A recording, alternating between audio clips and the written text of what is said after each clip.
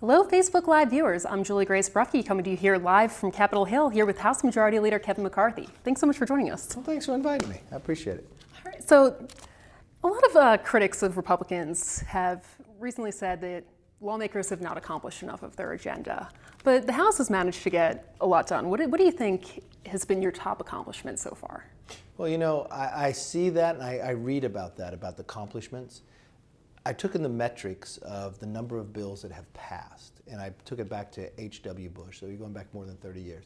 This is actually the most productive Congress, more than 269 bills passed out of the House.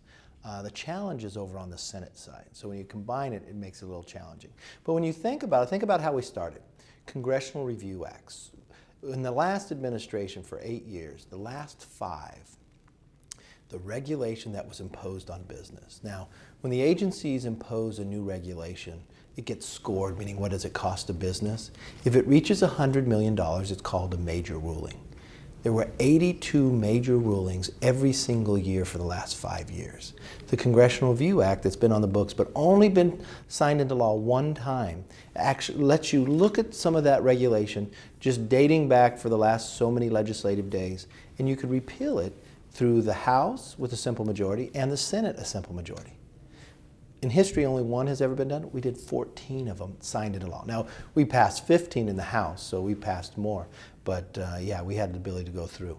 Then what you looked about moving health care. I know there's a challenge over on the Senate right now. We passed it out of the House, but we went beyond just that health care bill.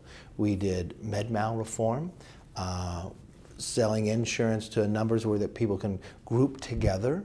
It's very important. You look at what we're doing with energy just this week.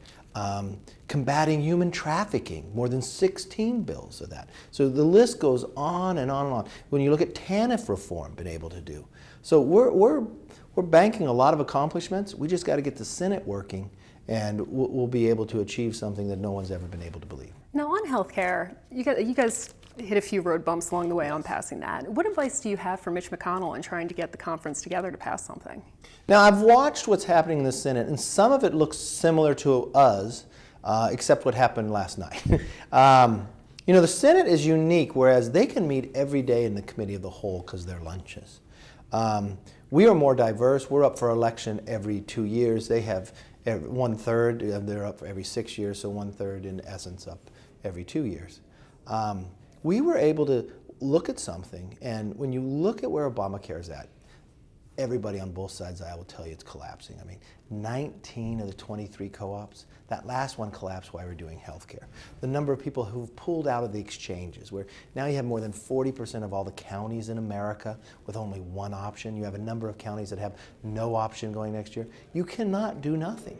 And when we watched that we had an internal deadline, we didn't make that, but we regrouped. We found a way that we can get the most conservative members in this House with those who are more moderate and found a common ground. That's what the Senate needs to do and pass a health care bill. Now, Speaker Ryan has said on numerous occasions during press conferences that there's kind of been a learning curve in moving from the minority into the majority. What has it been like? I guess, how has working with this administration been helpful or hurtful in accomplishing your agenda? Well, this administration has been very helpful. The president has been engaged. You've got now administrations that want to improve the business climate, create jobs. It's been a world of difference. What I think is happening, especially on the Senate side, they're looking for things to be 100% pure of what they want.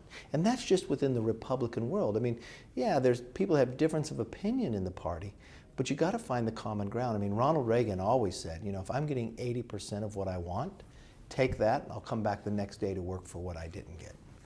Now, you're close with the president. So a complaint I've heard from a number of members is there hasn't been enough attention in the media on what you guys have gotten done because there's the Russia investigation and Trump tweets that seem to be constantly in everyone's faces on the news. Have you talked to the president about his social media use, and do you think that he should tone down his rhetoric? Well, we've talked to the president about the media, and I mean, he'll explain to you, too, that the social media helped him campaign, helped him win that position. I think focusing on what is said, and there's times, if you wake up every day and you watch what's being said about the president, if you were the president, you would get upset. right? From my belief of what we can do is if we focused mainly just on the legislation of what we're doing, I think that would help drive more. He's got a lot of people who follow him on Twitter. He's got an ability to have a bullhorn out there. But you watch the Harvard study in the first 100 days, just looking at CNN, 92% of every story they did about the president was negative.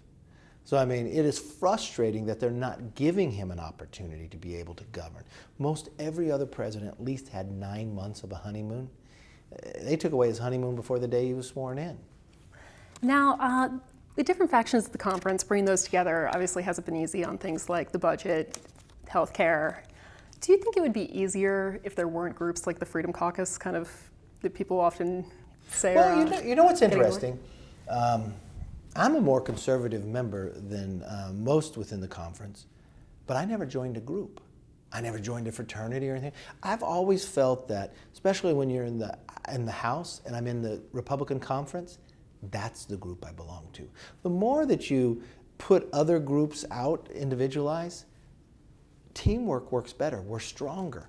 We have a stronger hand than many times when you have a smaller group that shoots off for something else. You're really giving a strong hand to Nancy Pelosi, and I never want to see that happen.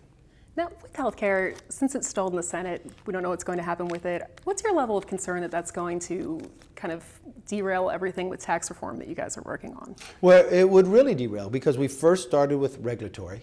You have to do health because you have so many people that within Obamacare are collapsing, losing their health care. You get that done, but also the number of taxes that were imposed upon people in health care. And think about what Obamacare did. It went into small businesses. If you had 50 employees, 30-hour work week, it harmed a number of people so you couldn't grow your company. It harmed a number of people who no longer had full-time jobs. It had to work 2 part-time jobs. So we want to unshackle what holds that back. But in repealing those taxes as well, you lower the baseline so you can have a broader tax reform to help more Americans across. You create something that is fair and honest, that is pro-growth. This country needs to have growth because in the last 8 years under Obama, if you take his very best year, the highest growth year under Barack Obama, the highest one, it's still lower than the worst year under Bill Clinton. That's how much we've lacked growth in the last 8 years. So, and you build momentum each time you achieve something. So if we were able to achieve the health care, it would make tax reform even better for everybody and broaden it where we can compete with the rest of the world and create many more jobs. So what lessons do you guys think that you've learned from kind of the hurdles that you guys have overcome this far? I believe in constant improvement, so I'm learning every day. More of a team, the stronger we'll be. I understand this is making legislation, so it's not always pretty, and it's not always finite. Somebody may get upset, but 2 members shouldn't derail the entire country of where they want to go. I mean, what's unique is when it comes to health care, we've campaigned on this for a number of years. We've won the majority because of what we promised. What I really want members to understand is keep your promise and then let's move forward. Now, last question for you. Do you think you guys will gain or lose seats in 2018? What's your prediction? Well, I never want to gauge on politics of where we are right now. I always look to the policies that we create will determine what the outcome will be. If we are successful in this agenda, we will gain seats. If we continue to have the Senate bogging us down, it will be a challenge. Thank you so much for letting us come hang out in your office, and thank you for tuning in, and make sure to check out all our political coverage on dailycaller.com.